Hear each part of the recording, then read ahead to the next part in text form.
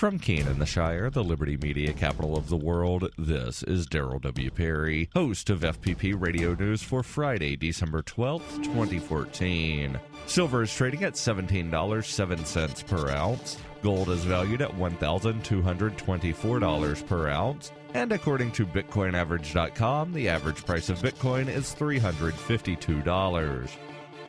Antiwar.com reports the Syrian civil war has gotten so convoluted and created so many rival factions that sometimes it's hard to know who is fighting against whom at any given time. It also gives rise to conspiracy theories. One of those theories is that the Islamic State and the Assad government are secretly in league, since the two largest factions in Syria rarely clash directly and rather focus on the smaller players. It's not as though they never fight, of course. Syria launched high-profile attacks on the Islamic State's capital of Raqqa earlier this month, and the Islamic State is still bragging about the recent capture of a Syrian airbase in the Raqqa province. And while other rebels grouse about the comparatively little help from the Islamic State against Assad, it was really those rebels who started attacking the Islamic State in the spring, and the Islamic State has turned the tables on them, expanding their territory at the expense of the other rebels. For their part, the Islamic State is presenting the direct fight against Assad as step 2, saying they need to consolidate the rebel territories first before they can make a serious run on Assad territory. Similarly, the Assad government is seeing the smaller rebels as easy pickings, with the U.S. airstrikes and internal rebel fightings keeping the Islamic State mostly at bay.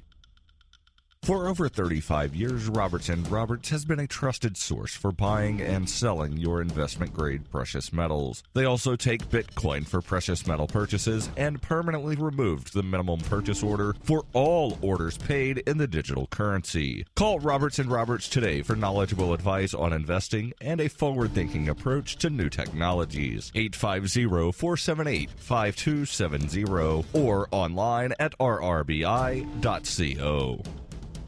UPI reports, just hours before a potential government shutdown, the U.S. House of Representatives on Thursday passed a massive $1.1 trillion government spending bill. The funding bill passed with a vote of 219 to 206 with a majority of support from Republicans. Things were in doubt earlier in the day after the House took an unexpected recess around 2 o'clock for 7 hours due to dissent on both sides of the aisle. Many Republicans were incensed that the proposed spending does not include language to defund President Obama's executive action on immigration. Democrats opposed amendments to Wall Street reform language in the bill. Though lawmakers in the House came to an agreement late Thursday, the bill still had to pass the Senate before midnight to avoid a government shutdown. The Senate approved a 2-day extension of the current funding levels in order to give itself more time to review and vote on the legislation. In the House, 162 Republicans voted in favor of the bill, 67 rejected it. 57 Democrats supported, while 139 opposed. The spending bill, if signed into law, would fund the government through September, with the exception of the Department of Homeland Security, which runs out of money early next year.